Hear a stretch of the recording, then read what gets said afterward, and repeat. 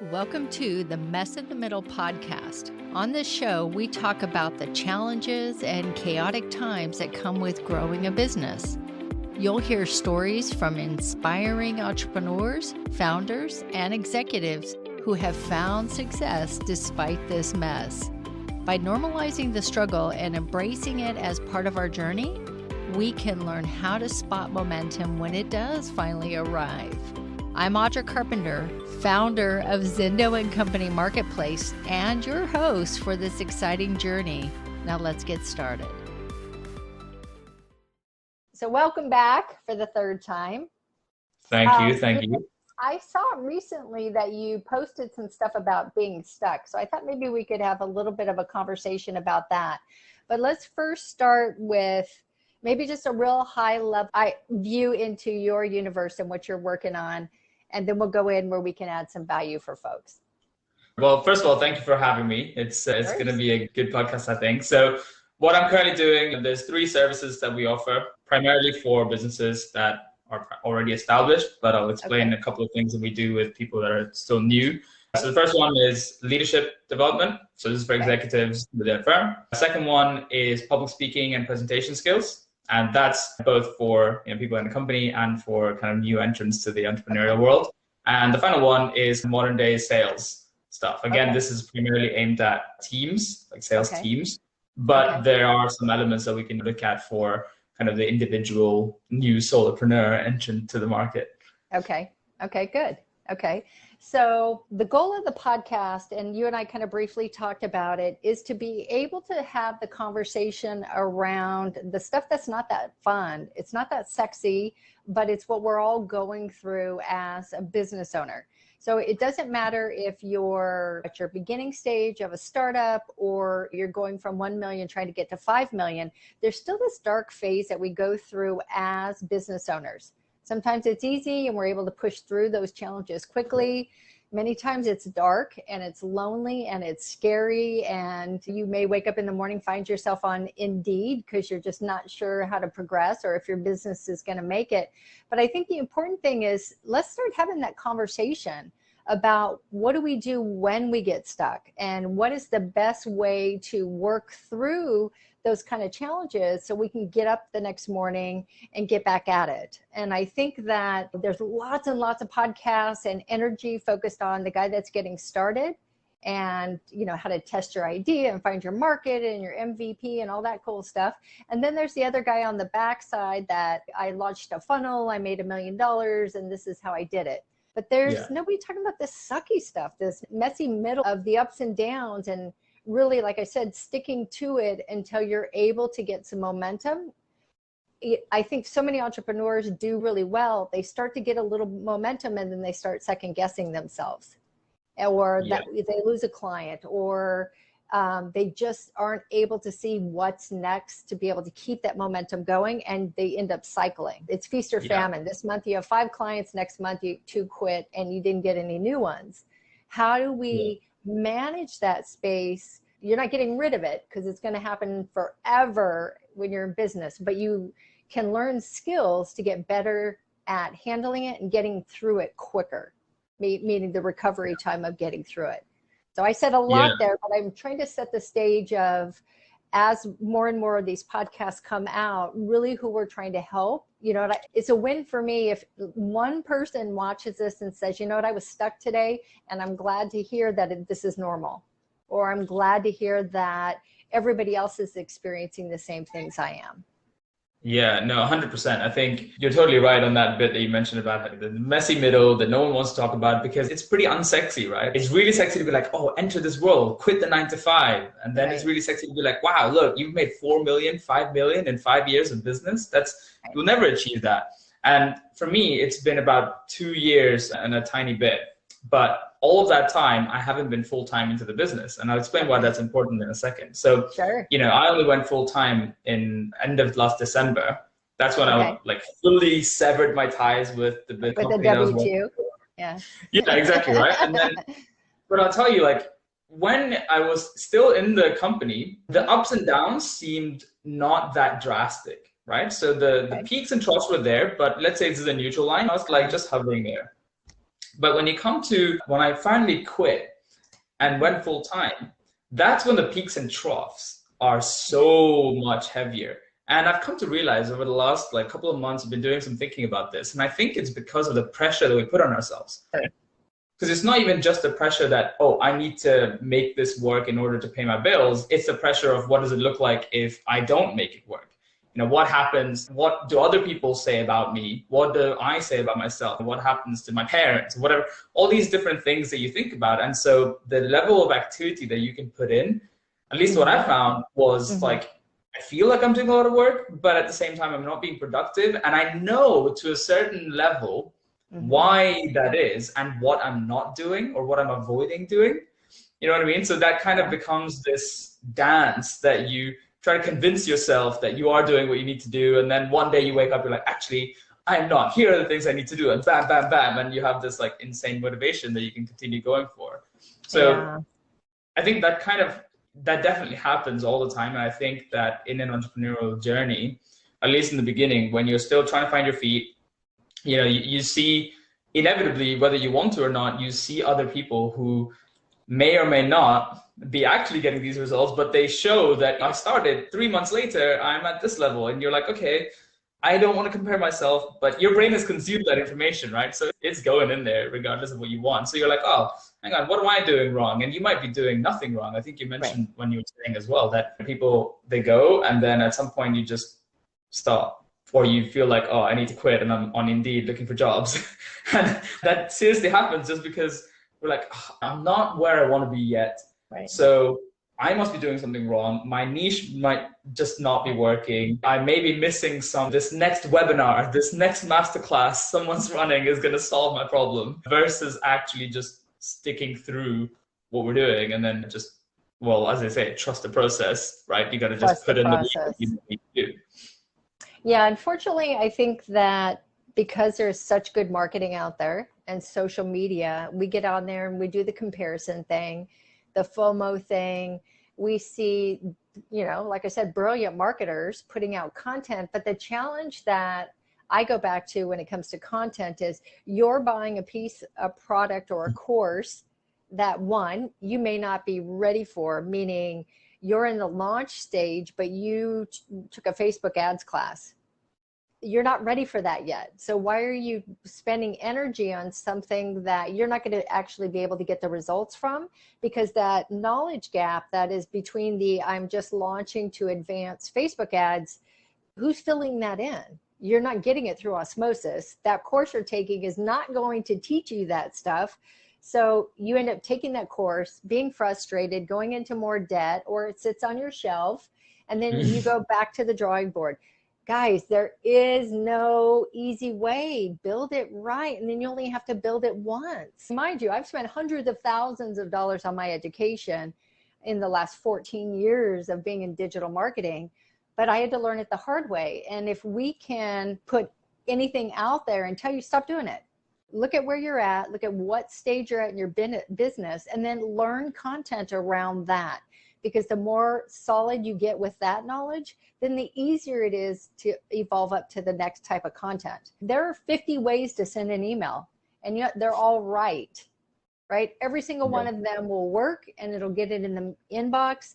The deal is not really that. And we get hung up on that. More technology, look at more tools, more bigger, faster, better. But it's really not about that.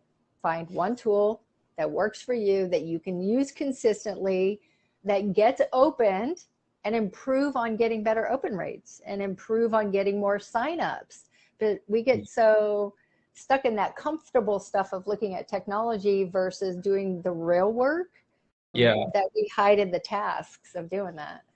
Yeah, I think one of the things that I found speaking to some people who are newly, let's say 1 to 2 years into the business, kind of like I am, what I found is that the outreach part is how most businesses get built in the beginning, right? Yes, you can do content marketing and you can get inbound, but if you really want to grow your business and actually have funds to play with, if you're bootstrapping it, if you get funding, that's a totally different ballgame. But if you're bootstrapping it, outreach is how the game is built. And it's been built that way for generations and generations. It's just the beginning of outreach.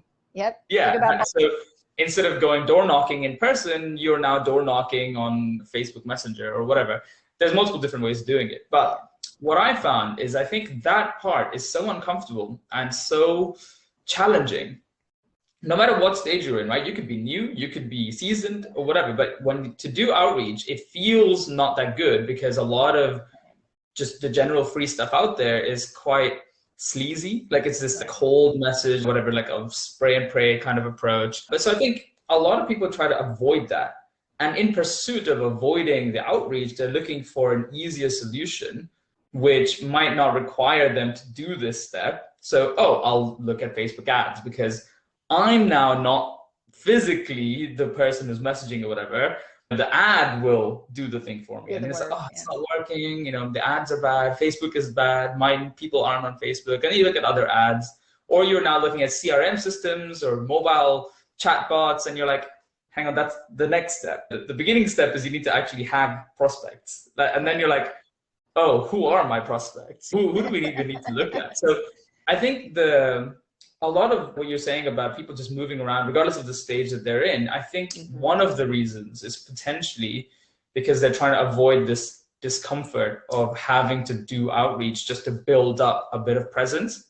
Yeah. And I definitely found that for me, like, especially when there's so many different people out there, you can do content marketing, you can start getting followers, but to actually get enough inbound that you're making consistent income, at least from my experience, just takes time. There's like probably nothing else that can, you know, even if you go viral on 2 or 3 videos in a row, you might get a few people coming to you from there, a few leads that you might even close, but then what? It still needs to keep growing. So yeah, I think it's this pursuit of ever trying to avoid discomfort and thinking that there's just a little bit of an easier way to get to that end result. So a good example of this is me trying to use this Facebook Live. It took me 3 tries. I couldn't figure out the screen. I typically am not the one doing this. So it's uncomfortable. It feels stupid. I'm still going to push through it until I get it right. And I think that just comes with trying and failing, right? Trying or it's not even failing. I'm learning. And until I learn how the right way to do it is, then how would anybody get it right?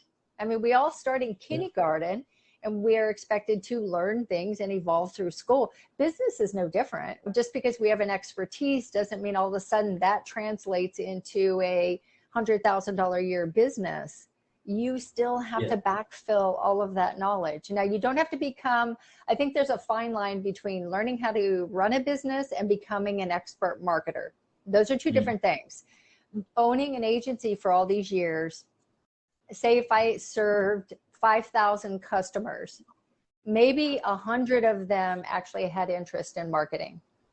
The rest of them don't want to do it. They're in business because they want to sell the widget that they're selling. But the challenge is you don't have a business without sales and marketing. You just don't.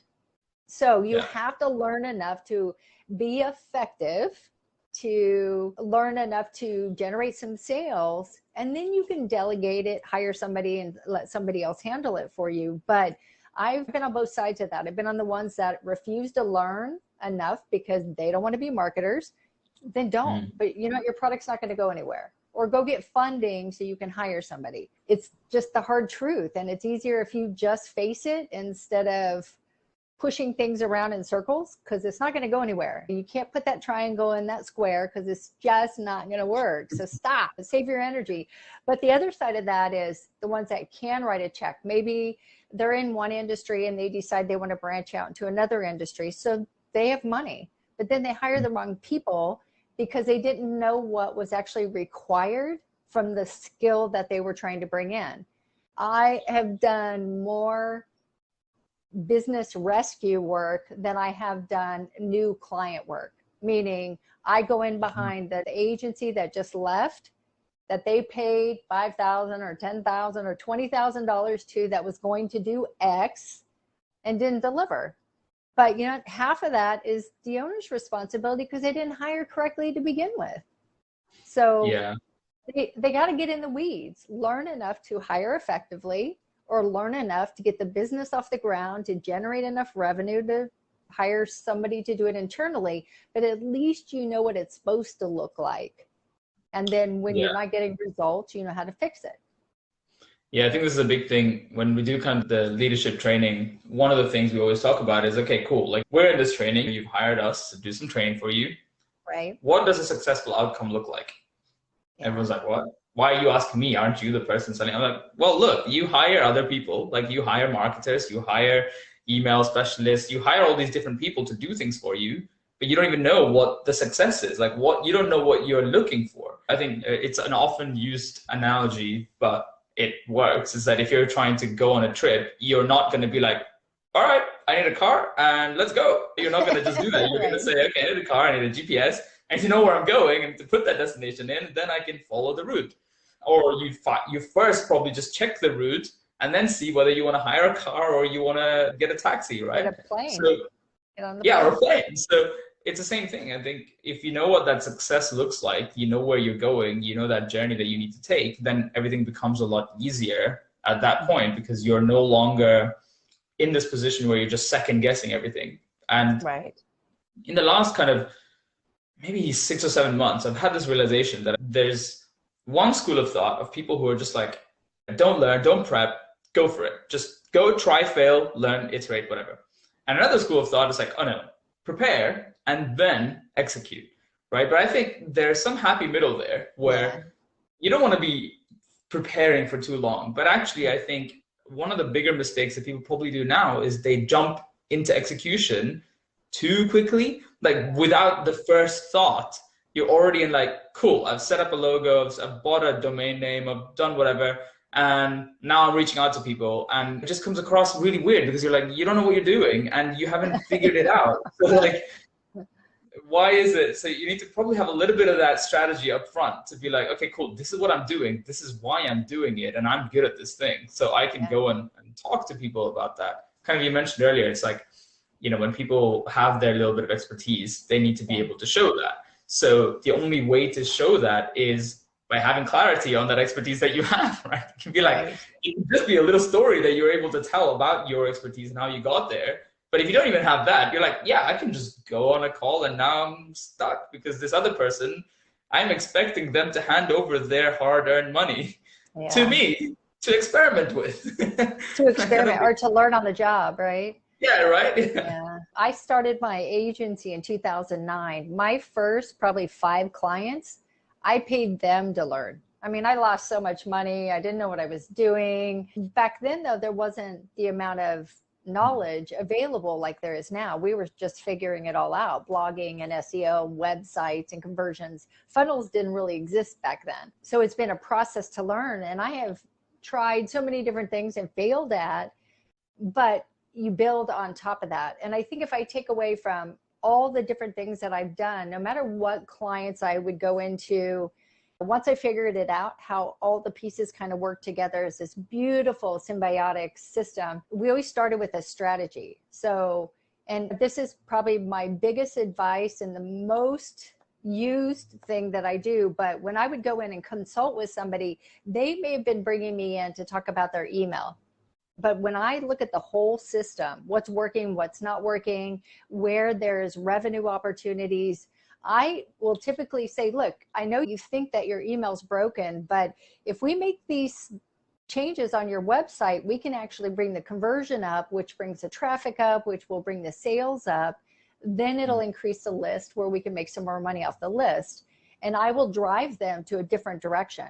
For me, it always starts with a strategy. What is the goal? What are we trying to do? Then we find whatever piece is the best fit to make that goal happen.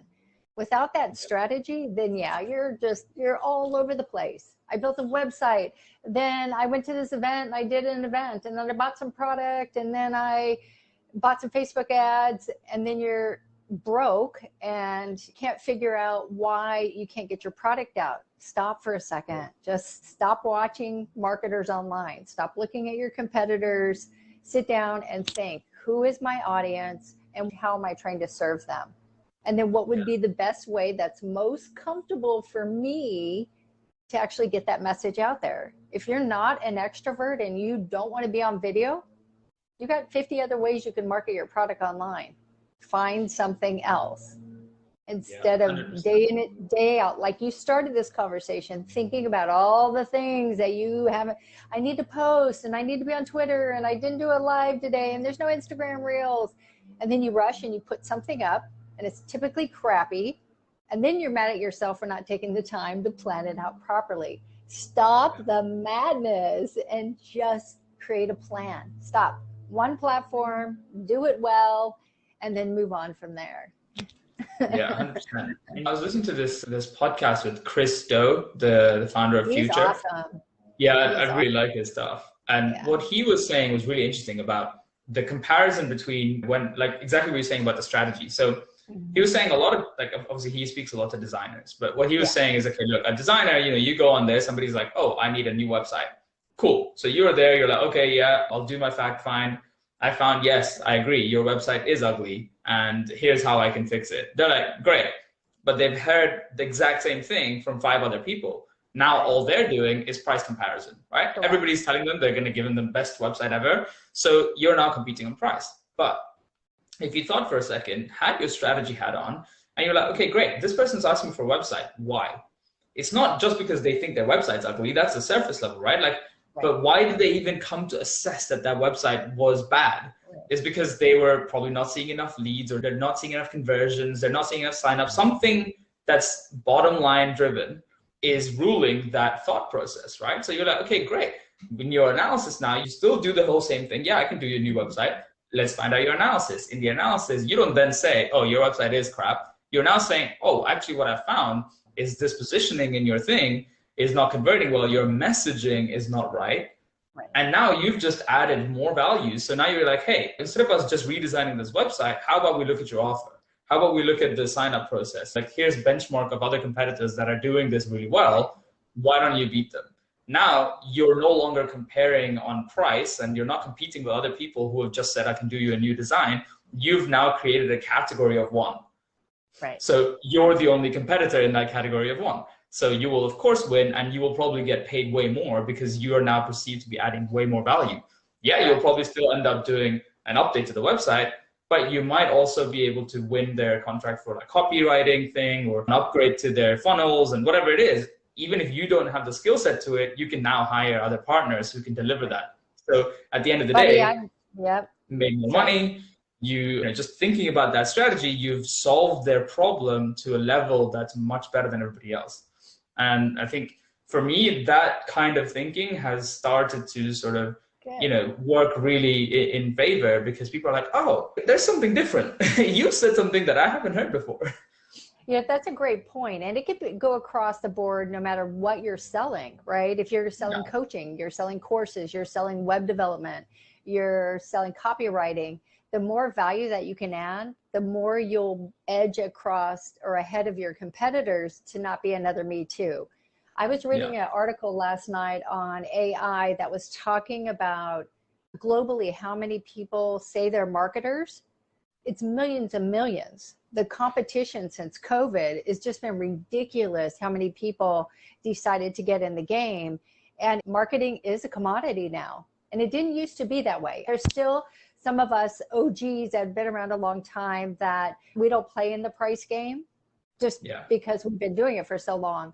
But the people coming in the last couple of years and then even going forward, they're competing on price because their reputation or their expertise, unless they're really niched and are known for something specifically to get people results, you end up being very competitive on price. So it's worth it to dig in and learn strategy and learn how to look at the whole process of what somebody's doing. And it's specifically, we're talking to people that provide services, but it's worth it. That was probably my strongest skill that I learned early on. I would go in for social media and I would leave with the social media and a new website and the content, and you know, something I thought was going to be a $5,000 deal ended up being a $30,000 deal when it was all said and done. It's beautiful to work that way, but you have to be able to really know what you're talking about, and it needs to be valuable to your clients. Otherwise, you're just ripping them off, and you know, go somewhere else to do that.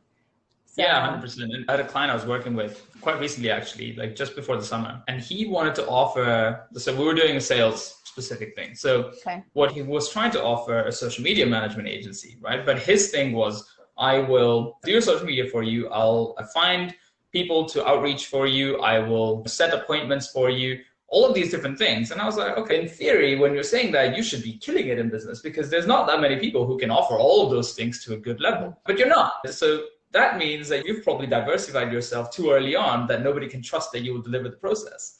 So we're now looking at it and break all of that down. It's like, okay, well, where are your expertise? How can you show that you've done all these things? Oh, I haven't. I've never done outreach before. I am doing outreach to get my clients. I'm going to do the same process for them. I was like, how does that make sense?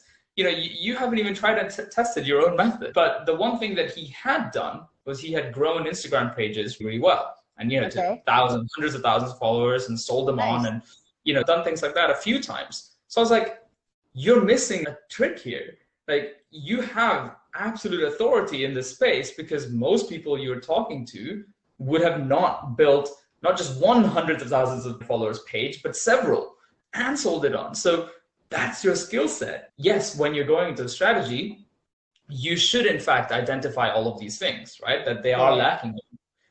You can, like, as a good service provider, you have two options, right? You don't necessarily have to service the client yourself. You can still become a valuable partner by saying, look, you're doing this thing wrong. I don't have the skill set to do it myself. And I'm new to the game, so I actually don't have partners either. Now, I can go and find them, but they might not be the best thing. But you should find someone else who can do that. And here are XYZ things that I would look at when you're looking to hire somebody. Yeah. And the other thing he could have done was reach out and just take on 3 clients for free. Yeah. And say, or at a very discount, just as hard costs, enough for, say, 90 days to show where that client started and then where he got them to. And then one of the conditions is they write a testimonial and share it as a case study to prove that he's got the knowledge to do that. A lot of people 100%. went through that stage. Like I said, I charged for my knowledge, but it ended up costing me way more than I ever made. And I did try to farm it out early on, but you run into a couple challenges with that. I didn't have the knowledge to build a website. So I would find web developers and I would end up playing kind of a project management role, but I couldn't control them. I couldn't control when I got the work done, the result that I got. There was too much back and forth. Using different vendors, yes, it's good to use when you initially start, but that should be like a short-term Band-Aid just for you to get in and learn it well enough that you can bring it in-house and do it yourself. It forced me to learn how to build websites. And I tell you, I kicked and screamed because I had no interest in learning how to build. And since then, I've probably built 500 websites. So I built now it's, you know, like the back of your hand, right? Yeah. And I know no coding, guys, but I have, once I got in, I was like, okay, I'm going to learn this. And I still delegate out. I still get other help, but I personally probably built that many sites. But I had to learn it. And the how is not always fun. To go back to where we started this conversation, the how and being in the weeds is not always fun, and it's not always sexy, and sometimes it's hard and frustrating that it's not easier. But fast forward, it's so worth it if you can learn some of this basic stuff. Yeah, 100%. And I know a lot of people compare athletics or sports to this, and I can compare that as well. But I didn't resonate with that personally too much because I just thought it was overdone, right? So I'm like, oh yeah, cool. Yeah, I get it. A basketball player needs to practice his drills thousands of times before you ever get on the court. But I'm not a basketball player. So what's my drills, right? But then I realized that, like, when I was in the corporate world, it's kind of the same thing, right? You're a new joiner. You get given the crappy tasks because you're like, so I'll relate it to my own stories. I was a management consultant, right? So stereotypical job worth is just all about Excel and PowerPoint. So yeah, like my initial thing, I was just doing that. Was that what I wanted to do? No. Was that what my skill sets were? But no, but that was the building blocks that the firm needed from me. So I did it. And I think most people can relate to something like that because most people will have a job or have had a job. And so when they first started, they had to do stuff that they didn't like because that was part of the job. And just because somebody else was telling you to do it You would complain, you would moan, whatever, but you still get that done. And then a year, 2 years later, you're like, you're now giving that type of job to somebody else, right? Who's a new joiner. You're like, this is what you need. I did that. And I'm good. So it's like when it comes to business, I think there's a bit of an expectation of this like instant return, because you're like, well, I've put in, I don't know, 1 week of effort here. Where's my progress to show for it? Right. But I think it comes because I guess no one else is telling you that, hey, stick it through. Look, I'm here 2 years later and I'm telling you to do this. Like, you have to just be that for yourself, to be like, I think this is the right path. I think this is the building blocks that I need to do in order to get to that next level. So let me just crack on and keep going at this building block. I think the challenge comes in, and this is where the messy middle becomes really real, I think, that the challenge is where you don't know whether the building blocks you're building are the right building blocks. Right. You know what I mean? If I want to explain, it's like comparing to a job again. If I was going to be a management consultant, then yes, Excel, PowerPoint are my building blocks, right? But imagine if I was in a management consulting job and I was learning accounting, right? I was learning financial calculations, or I was learning like the basics of surgery.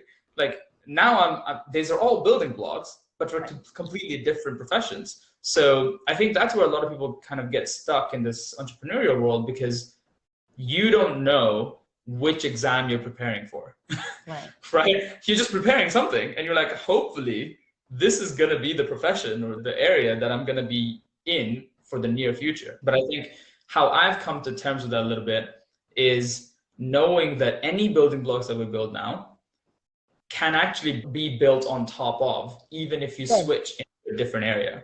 Yeah. You know what I mean? So you could be selling a product, but when you then switch to a service, you feel like, oh, that was the wrong building blocks, but actually it wasn't, because like you said, the website building, the marketing, all of that is transferable. You're just now serving a different audience, so your copywriting and speech might be different, but that's a new skill set you can then stack on top. That's a great point. I think that also going into it with that kind of mindset also gave me the ability to service multiple niches. So the client would be like, yeah, but you don't know anything about ATVs. And I'm like, I don't need to know anything about them. I know how a website works, who your audience is and who your competitors are. You know, I need to be able to put the message together. All that data already lives out there. Remember, we're not creating anything from scratch anymore. Everything is an iteration of something else. So the data's out there. I let the data decide. So we start with a best guess, right? We start with years of experience of what's worked. We set that down as our best guess. We drive a bunch of traffic to it, and then we let the data tell us what's right, what they like, what they don't like, if the price point's too high, if the price point's too low. The ones that are willing to take out their credit card are the ones that we need to pay attention to. At the beginning there, it's just, we've got to start somewhere. If you're trying to get from Arkansas to Texas, it doesn't matter how many times you look at the map. If you don't get in the car and drive, it doesn't matter. So get out there and at least start moving forward. And I think the other really important thing as an entrepreneur is where we start and where we end up are never going to be the same. So your idea may have been, I'm going to launch this widget and I'm going to serve this community because it's being underserved. And then you get frustrated because people aren't fitting into your idea of what your business should have been. Yeah. But that's okay. That was just a place to start the conversation. You need to be open to, okay, you know, I'm really glad I started here, but guess what? I can really serve this audience over here if I just make these few changes. And you know, isn't that the whole reason why we started business, is to serve? So be open to that. What did they stay liquid, stay open to the opportunity of where your business can go and become. Especially if you're under $1 million, you gotta stay liquid, period. Yeah, I Once think you're totally right. You've kind of figured out your product is solid, you've got an audience, you're selling it, tried and tested in it. Yeah, it's time to come up with more products maybe at that point, but until it's at that $1 million mark, everything's up for negotiation. What's interesting is in the business world, people just say, oh, you know, test it out and see how it goes. In the corporate world, the same thing is actually being paid a lot of money, which is to come up with a strategy, a hypothesis-led strategy, which is exactly the same thing, just call it a totally different thing, right? So a hypothesis is nothing but I'm taking an educated guess and saying that this is what's going to work. Oh, the data has said it doesn't work, or it does work. So now you crack on and iterate on that. So I think the more people think about it in that way, you look at all these massive firms and you're like, wait a second, this is exactly what they're doing. They don't know if it's going to work or not, right? Like Coca-Cola had that one advert with Kendall Jenner doing something, right? Like drinking Coke. So that was a hypothesis, or if we put this ad out, it's going to get some kind of reaction that's going to increase our sales. They tried it. It had very mixed reaction, and then they killed it because they were like, oh, this actually is not doing a good job for us. So you kind of forget those things. But same, like, from my journey, I started off by being a fitness coach. Oh, did so you? Yeah, because I was like, when you're starting out, and this was like a side hustle for me, right? I was like, oh, I want to start a business. I have no idea in what. So now I'm looking at my strengths because I wanted to have that credibility to be like, look, I am good at this. I can do this. I didn't have enough confidence to be like, oh, at my job, I've had 4.5 years of experience of literally just coaching executives, so I can probably do that. But instead, I was like, what have I done in my life? So I'm looking at it and like, oh, I had a big kind of issue with my body and eating habits and all that. So I'm like, oh, I figured all that out. I could probably help other people. So I started that way. But over time, I realized that actually where my skills were more like confidence and communication skills and that stuff. So slowly evolved into serving more of that and less of the fitness stuff. And then now I've come to a position after a couple of years of iterating on what I'm learning and what my clients are saying and what the market resonates with to come to the services that we're in now.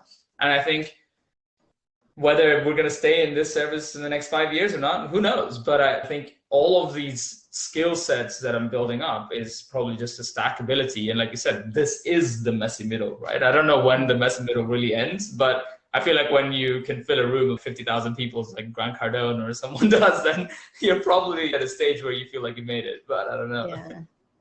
Well, I don't know that you end through it, right? Challenges are always going to be there regardless where you're at. I mean, Grant's probably got tons of headaches and tons of headaches with staff and lots of layers and layers of stuff. Bigger problems. Right? Yeah. But he grew into that. If you took him back 10 years and said, deal with where your business is now with the skills you have now, you probably couldn't have done it. Right. So we grow into being better adapt at handling challenges as they come up. And to pull things back in, I think that going forward, everybody needs to look at, take some time for yourself. We are always driving. I am just as guilty as anybody else of overworking and trying to over deliver all the time. And sometimes it's not about more work. Sometimes it's about being more strategic and sitting down and saying, okay, how do I get the same result with 2 steps instead of 5? Is there better technology? Am I using 3 pieces of technology, but really one would do the job of what I'm actually using? You know, simplify your tech stack, simplify your process, look at your social media outreach. Remember, too many people invest in social media. It's just a marketing channel. That's it. It's only a marketing channel. When we're online, we should be there as promoters and then get off. When you want to go on and be a consumer, that's a different conversation. When you want to go check what your granny's doing or your, BFFs are doing, that's different time. But when you're in work mode, you're on there to get a job done, get in, promote, engage, and get off. Because you have 20 other marketing channels you should be spending time on. And I think some of it's schedules, some of it is I don't know how to manage it. So I go back to, like you said earlier, what's comfortable, what's easy, because I don't like uncomfortable and I can't figure out how to get through it. Yeah. Many of the entrepreneurs I've met, probably 90% of them, they're willing to put the work in. They are. They just need somebody to show them. They're happy to do the work. There's a handful of them that think it's going to come easy. I'm like, okay, you go try all that. And when it doesn't work, you come back and we'll talk. But they got to try it. Some people have to go through the lessons on their own, and that's okay. It's not my journey. But many of them will do the work. They just want you to help slow it down for them a little bit, or wean them in, maybe. Yeah. I completely agree with that. I think a practical example, I think it's when productivity comes into play and time management, like you said. So I think a lot of times, I said earlier, I was super busy doing things. And like you said, I was like, oh, mate, all these people say I should be on all these social media platforms. So yeah, let me put out content on all of these things. Then I realized it took me half a day to do all of that and film all the content and write all the messages, like a copy for it. And I'm like, why am I doing all of this? Like, I'm not getting clients from here. Like, at this stage, I shouldn't be spending half a day on trying to do all of these things, but that's half a day of just production. On top of that, you have the thinking, the research, the back end, the worry about, oh, did anybody look at this? You know, I think when it comes to that productivity angle, yeah, so you're totally right. I think focusing on something that makes sense, focusing on that uncomfortable outreach, like I think you're right. Most entrepreneurs want to work hard and they're happy to work hard because at the end of the day, you're quitting a 9 to 5 for a 24/7. So you're definitely taking on more work. But if people, like the listeners, they can focus on doing that uncomfortable thing that actually generates revenue, I think that will easily make a big difference. And it's going to be the thing that gets you out of that messy middle the fastest, I think. Because once you've made money, you can then play with stuff. Because if you want to do more content, you can now hire a person to distribute it for you, to contextualize it and do all of those things that matter. But you have money, you have now time because you've streamlined your process to do that. But if you haven't simplified your things, like even now, right, I have these 3 offerings that I'm doing and I'm like, this is too much. Like they're the same skill set that I'm delivering. So the delivery part is really easy. But, you know, like most people get into a job or a business because they have a passion, they have something that they want to sell of their own. But you don't realize that you then have to become a marketer, a salesperson, an accountant, HR, all these things. So for me, the delivery part is super easy because it's the same kind of skill set, just marketed differently. But the marketing is totally different, right? And then the target audience, the type of people who want it are totally different.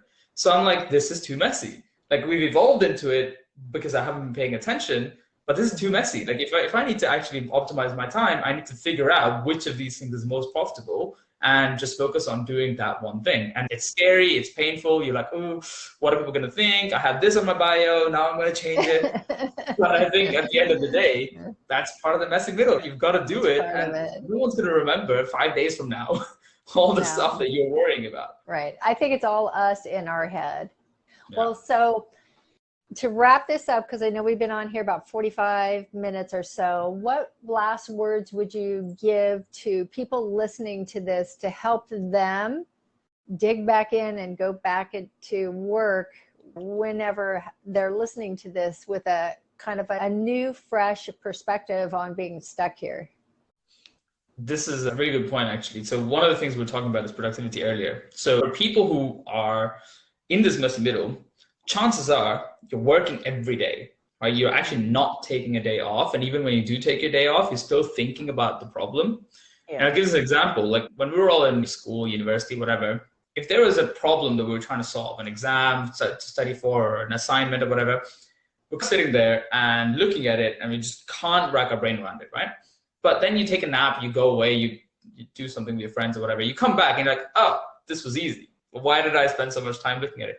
So if you analyze that, what's happening is your brain is actually switching off.